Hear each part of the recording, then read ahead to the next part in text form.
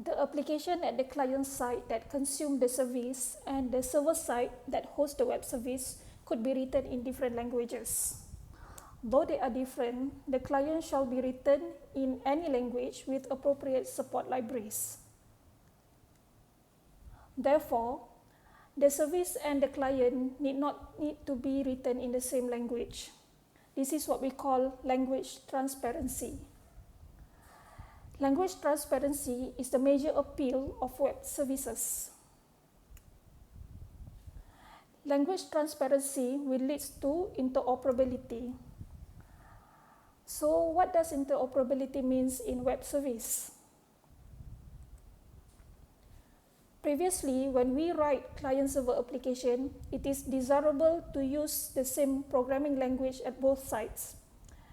When we have two applications that need to communicate and exchange data, but they are different in many aspects, we need to make them interoperable.